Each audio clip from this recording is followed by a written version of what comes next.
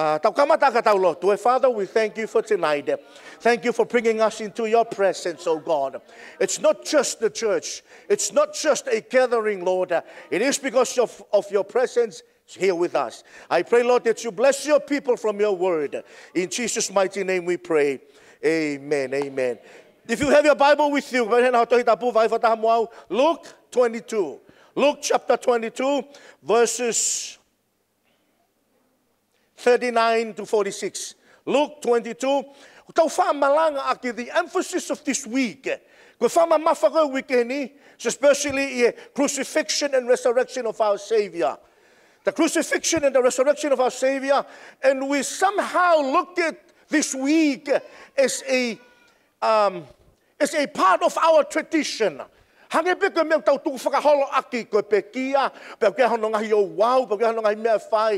want to speak to you straight from this scripture here about what God can do in your life.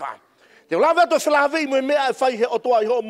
see, the emphasis of this weekend is the cross and the resurrection. But how would you describe this weekend in one word? How would you describe this week? All the events of this weekend, how would you describe it in one word? Tell the person next to you, how would you describe it in one word?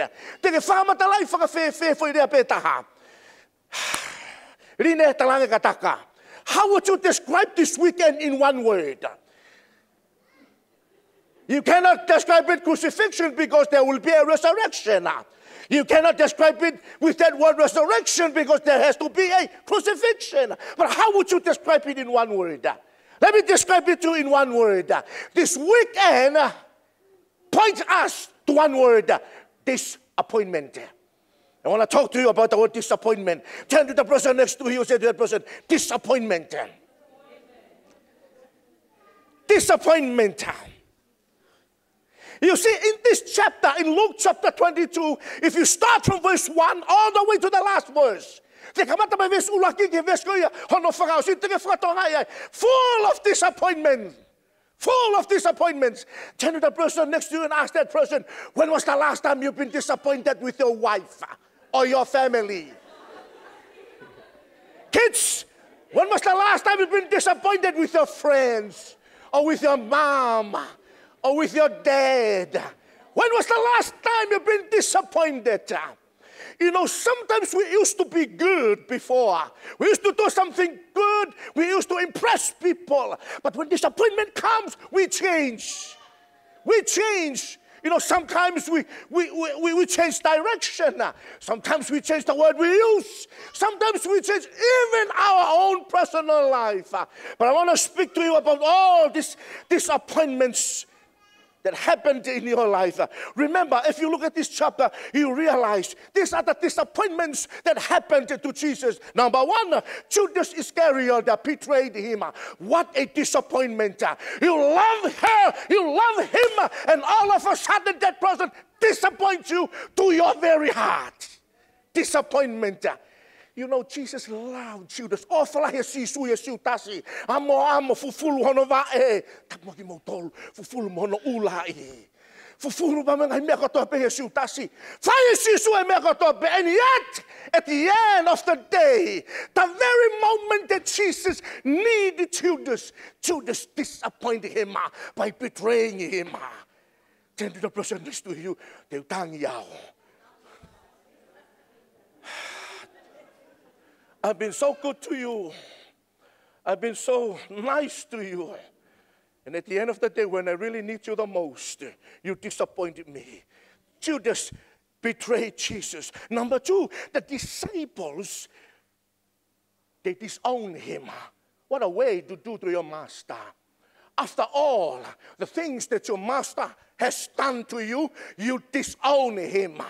You know, the very fact that they have disowned him, it's like a bullet straight in the heart. You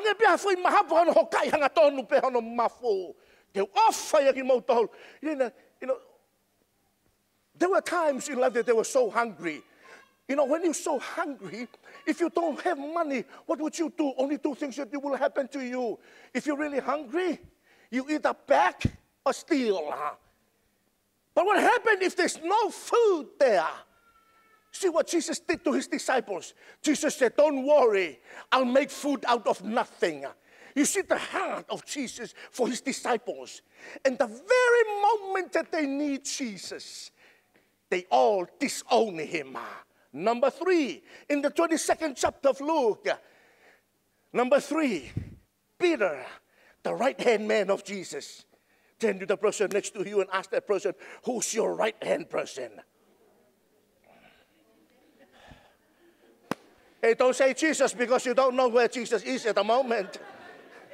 Who's your right-hand man? Who's the one that you can lean upon? Who's the one that you can trust at the most? You trust that person. Let me share you all my secret. And please, I'm going to share you all my secret. Please hide it. Please. This is confidential. Don't share it with another person. You know, the problem with the Tongans is this. Here's the problem. I have my own best friend. And my best friend has another best friend. And my best friend has another best friend. And all of a sudden, the whole church knows my secret. You see, everything about Jesus' life, he shared it with Peter. Everything, his most intimate thing in his life. You remember when Jesus walked on the water? And then all the disciples were so afraid because they know they're going to die. And Jesus said, no, they are not. It's not time for them to die. I'm going to come and help them. And Jesus all of a sudden came down and he looked around. There's no boat for me. So Jesus said, I'm just going to make myself a walking place here in the water. So Jesus walked on the water. And when Peter, they were all scared. Peace, be still. It is I, the Lord, that is coming. See, the most difficult times, when they most needed help, Jesus suddenly appeared. And when Jesus suddenly appeared, and then Peter said, Lord Jesus, if it is you, tell me to come. And the only person in the world that walked on the water is Peter himself. You see how close Peter is to Jesus?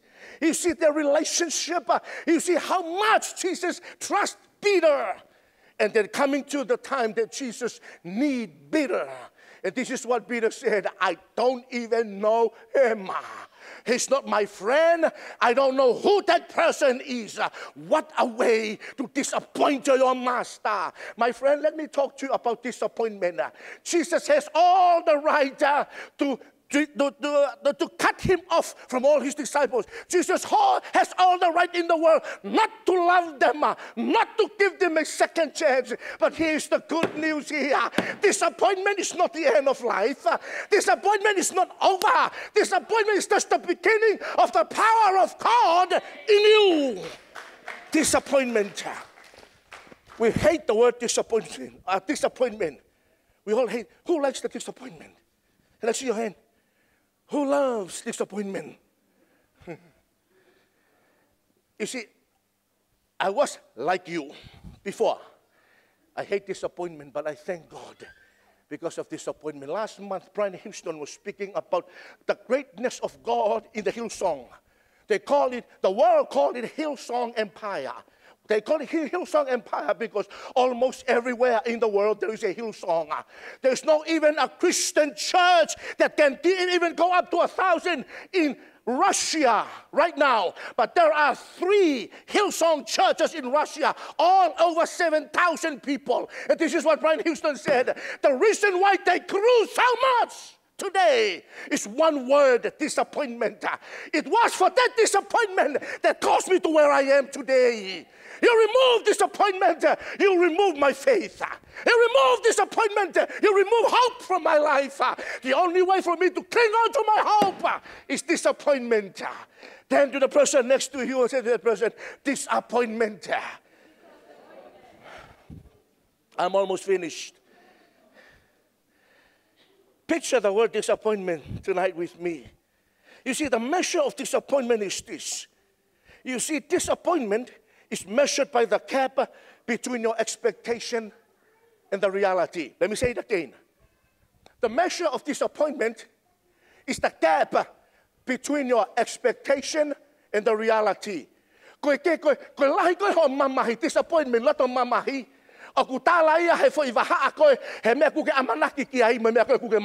The gap between expectation and the reality.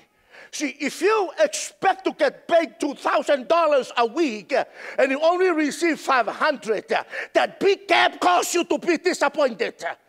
And you see, here's how much you disappoint and what's happening in that gap. You forgot that you went to work in a car. You take the train and you walk home. And your wife said, "Hi, honey." Say, "Hi." "Where's the car?" "I don't know the car." You left home on a car. "I don't know where the car is." Because you were so disappointed. You see, if you got supposed to be paid $2,000 and they only give you $1,900, see, it's not much. You can still, because the gap is very small. You see, the bigger the gap, the bigger the disappointment. And that's what happens to young people today. When they are disappointed, you can tell how much they respond by the gap of the disappointment. I was expecting to be there. I was expecting her to say yes. And she said no. And because she said no, I'm going to go train tonight. Because she said no to me. You think she will be blamed for that? You think she will reap the consequences? No. It's the person that are disappointed. See, the problem with us, we don't see the word disappointment from God's perspective. We see the word disappointment from the disciples' perspective. There are differences. When you see it from the disciples' perspective, look at this. When Judas betrayed Jesus, and he saw the magnitude of his betrayal of our Lord, you guess what happened to Judas? Suicide. Because he saw from a man's perspective. Look at the disciples. When disciples disowned Jesus, you know what happened to them? They live a life of fear and shame. Because they looked at what happened, the disappointment that they had. And they live in a life of fear and shame. Sad to say that some people, they have confessed the same old sin 100 times. 100 times. I still feel unworthy. You see, the Bible says, when you come to God, you just say it once and believe in it, it's more than enough. You don't need a bull or a goat. You don't need a sheep or a lamb. You just need one word. "Lord, I'm sorry. I've disappointed you." It's over. If you mean it with your heart, you don't need to go ask, "God, please pray with me, fast with me, because I still feel uneasy in my life." Don't worry about the uneasiness of your life. Just worry about the perspective of God. You see, the perspective of man is this. When Peter denied Jesus 3 times, tell the person next to you, have you been disappointed one person more than 3 times? Can I see your hand? You have been disappointed by one person 3 times in one day. Please don't show me this. I didn't ask for 10. I asked for 3.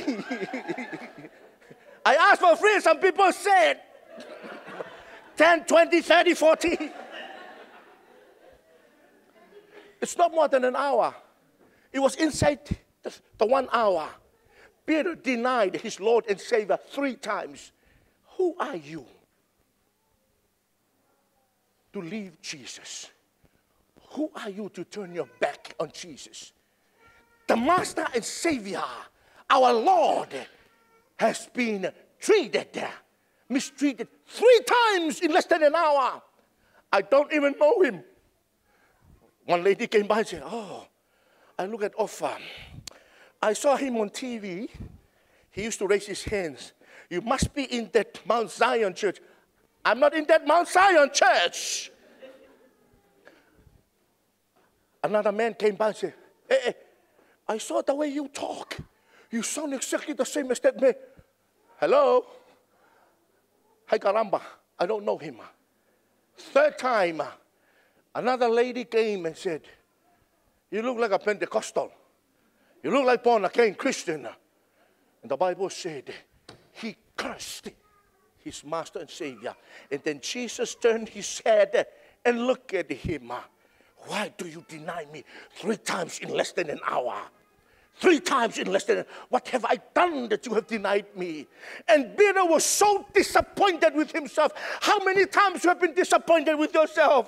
My parents expect me to do good in high school. They expect me to have a high grade, but now I have a low grade. 5 Japanese, a few years ago, 5 top students from Japan. They did not come first in university. They all commit suicide. 5 Japanese top scholar in America. When they received their grade, one came second, other came tied with another American student, and the other 3, they came third. After they receive all their grades, they walk out of the university, all commit suicide. Disappointment. Disappointment.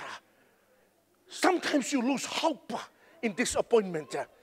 But I have a great news for you tonight. You don't have to be disappointed. You see, we focus too much on the word disappointment. But you see, that's not the root word. The root word is not disappointment. The root word is appoint. You see, we put a prefix and suffix. We add prefix and suffix, and we put it disappointment. We use the word disappointment to describe our feeling, to describe how we relate to the reality. But God says, you know, disappointment is my only way to your divine appointment. Disappointment means your appointed time is not yet coming. Give you a story. I was the student council president at the seminary that I was in with my wife. And part of my job is to stand between the students and the board. And if the students, if they commit an unpardonable sin, I will have to come in between and try to reconcile and ask mercy for the students, even their grades. And one student, he passed all his subjects except one. And that one subject, he passed it, but the problem with the student, his paper was late. His paper was very late.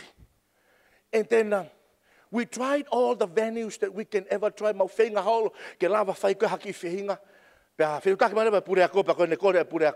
Steve, you go and talk to that professor, because we know that that professor is your very best friend. And that's the only way that we can try to persuade the professor. So I went. I knocked on the door early, close to lunchtime, because I know he's a typical professor that loves to eat. So I time it when he eats his food. As soon as he finished, it's the right time for me to approach. So I knock on the door. He opened the door and he looked at me. Steve, come and say, oh, hello, hi, my friend. So we talked and said, I'm not coming in. Let me stand here. I'm coming here for something. And then we talked, and he said, what do you want? What do you want? As a friend, what do you want? And I asked the guy that I went with, and I said, come on. Please, can you allow him to graduate? And he stopped. Steve, you're trying to manipulate this. This is an academic suicide. What you are trying to do is an academic suicide. See, it's easy for me to pass him. But you know what? That's not how it goes with education. At the church, you forgive him. In the school, you redo it again. That's the only way, Steve, to keep that high standard. And he spoke to me. This is what he said to me. You know, sometimes it's easy for me to go around. But you know the will of God? God will never shortcut with you. You can cry, you can fast, but He will never shortcut with you. Even though your tears will be so much full of bucket, it won't stop God from trying to fulfill His will in your life. And then I realized here that disappointment is part of God's plan for our life. They all expected Jesus to do whatever they want. They all expect Jesus to do whatever they feel good about. You see, what the disciples see, what they saw back then, they only see with their natural eyes and their natural understanding. You see, I feel sorry for Anne, for Hingano's tears. So therefore, I will buy her a Kentucky, a KFC. I look at Maka, I feel sorry for Maka's tears. I will buy her a Coke. No more water, Maka, I will buy you a Coke. See, because, my heart is melted because of her tears. But with God, He won't change. He loves you too much to allow you to take a shortcut. See, let me take you to God's perspective of disappointment. You see, when we look at disappointment, we look at from our natural eyes and our natural understanding. I was expecting it to be that high. I got it here, that low. Therefore, I'm very disappointed. And we cried over it. God will never take you all the way up. He will ask you to go through His process of disappointment. And what Job said, this is what Job, in Job chapter 23, verse 10, for He knows the way that I have taken. And after He has tested me, I will come forth as gold. Turn to the person next to you and ask that person, can I see your gold?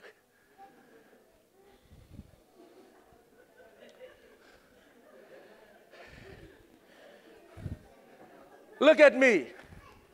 Look at me. I have a ring here. It's my wedding ring with my wife. You see, the ring that you have, all the ladies, they know this. There are different carats in the ring. You know that. 11, 14, 18, 22, and then 24 carats. You see, the higher the carats, the pure the gold it becomes. You know that. And for that ring to become 24 carats, it has to be tested in the fire. And when it's being tested in the fire, it will be tested and tested and tested. And the scientists said it has to be tested 7 times in order for everything to be removed. And the ring that used to be dirty, and the ring that used to be 4 carats, 7 carats, 11 carats, now becomes 24 carats. And this is what God says in His Word. When you look at all this disappointment, the world sees it as a disappointment. But my Son, Savior, Jesus Christ, look at it, is a way of taking Him to His divine appointment. Divine appointment.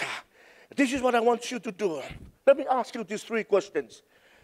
As I come to conclusion tonight, question number 1, what are your disappointments? Let me narrow it. What is the most hurtful disappointment of your life? What is the most hurtful disappointment in your life? Well, the most hurtful disappointment in my life is my own self. I set a standard and I didn't reach it. The most hurtful disappointment in my life is my family. It's my whatever, you name it. Now, question number 2. What do you do to your disappointment? Look at the disciples of Jesus. They betrayed Him. They disowned Him. They denied Him. Look at what they have done to Jesus. And I'm asking you, what do you do to your disappointment? Some people, they stop paying their tithes. No more tithes. Some people, they stop doing what they used to do in the work of God. Yes, you have been moved on, but it doesn't mean that you stop the thing that you have done that God has placed in your heart. I'm not going to be faithful anymore to God. I'm not going to be on fire in the youth because I've been waiting too long. There's nothing too long. Keep waiting for your appointed time. Number 3, do you see where you are heading with the disappointment? You see, here's the thing tonight. Everyone just saw the cross. They did not see beyond the cross. See, you and I today, we have heard the story of 2,000 years ago. We heard that story, but it's still meaningless to us. For the disciples, they saw the cross, and that's the end of life for them. But for Jesus, the cross is the last disappointment for my divine appointment. For my divine appointment. Mount Zion, let me say this tonight. the Spirit of God, you are beginning in your divine appointment with God. This is not a man's appointment. This is not a circumstance disappointment. This is your divine appointment with God. Yes, you may have been waiting too long. Yes, you may have been waiting forever. But keep waiting, because Jesus said in the text that I have read with us, that I have read for us, the Bible said, out of his disappointment, he kept praying over and over again. He never stopped praying. Yes, he was in tears. And this is what the Bible says in Luke 22. Even his blood, his veins couldn't hold the pressure of disappointment. It released blood. The scientists said when the pressure is heavy for the lungs and the heart of the man, they cannot hold it anymore. Now the blood will come out of it. And that's what I call disappointment. And Jesus said, this is my final herald for my divine appointment. And the Bible says in Ephesians chapter 2, every knee shall bow, every tongue shall confess, everyone will say, Jesus is the Lord and Savior. It all came from disappointment. Close your eyes with me, please. If you have been disappointed with yourself, if you have been disappointed with your life, with your boyfriend or with your girlfriend or with your parents, if you have been disappointed with whoever, you can name it. I want to challenge your life. I want you to refocus tonight. Don't look at the cross as the end in itself. Look at it as the final. Jesus said, I'm going to take the cross because out of it I will have my divine appointment with God. I will have my... Have you been disappointed tonight? Sometimes we know how to hide our disappointment in our feelings. Yes, we smile at the pastor. Yes, we smile at the ladies. But deep in our heart, there's a bitterness because of disappointment. There's hateful because of disappointment in our lives. We hide it. It won't help you. You need to deliver it. The only way to do it, and Jesus said, keep praying. Keep praying. Yeah, bear that disappointment. But you need to release it to God. Because God will take you to your divine appointment. Every knee will bow to you. All your enemies will bow to you and said, we are so sorry. We called you a liar. We called you a what? We called you a hypocrite. We called you this and that. But we are so sorry. We did not know that God will raise you. Joyce Meyer has been raped by his own father 12 years. Towards the end, his father said, I never knew that you're going to be a great mother of the world. I never knew that you're going to be the greatest ever in the history of the humankind to preach my word. Joyce Meyer said, my disappointment leads me to my divine appointment with God. I became great today because I know that my disappointment leads me to my divine appointment. Can you stand to your feet, please? Okay. As they sing us a song, I want to pray for you because I have been disappointed. I'm sorry. Nangari peheko stani tungua peko talai hanga mai. O whamalo ke iki, kone ose no toke tā, na mō koa. Lahe ngai taimi tangi. Lahe ngai taimi masio, tono no if ma ma whanau. Tono no if ma. Lahe ngai taimi ma mahi disappointed. Ose koe ola koe tāna tūnga ma hau mō koa. Fiu whama ma hugloi mata. Kapau neke disappointment ko ia hake te mahau ka tūnga pēne ahoni. I'm the pastor of the First Church in Tonga. I came out of disappointment. Because I know that disappointment will help me to my divine appointment. And you are here today. He wants you to know your time, your appointment with Him. It's not yet time. But He's asking you to be faithful to Him. And I want to pray for you. We want to pray for you. About get disappointed, don't hide your disappointment. Don't suppress it. The longer you suppress it, the worse it becomes in your feelings, in your mind. It will affect your family. And it will seal your family. Your disappointment is the only way for your divine appointment with God. As they start singing, the altar is open. Hiva mai kau hiva taha. Ko whaam ke ulotu ke te koe mai whai whekau he hou ani. Te ke lava, hoa pene taha tau maunga ki resi. Tonga hiva mai, make. Tonga hiva mai kau hiva taha. Hallelujah. Kui koe re whetuku ke iai. If you've been disappointed in your life, and that disappointment has taken you in the wrong direction, I want to pray for you. Hallelujah. The altar is open for you here. You've been disappointed and you do something wrong because you were disappointed. You don't have to regret it. You don't have to give up. You don't have to live in a life of shame. You don't have to live in a life of fear. You need to live in a life of victory, life of hope. Because our disappointment is the only way God will take us to our divine appointment. God will raise you up. God will bless you. God will use you. God will touch you in a special way. Hallelujah. Hallelujah. Hallelujah.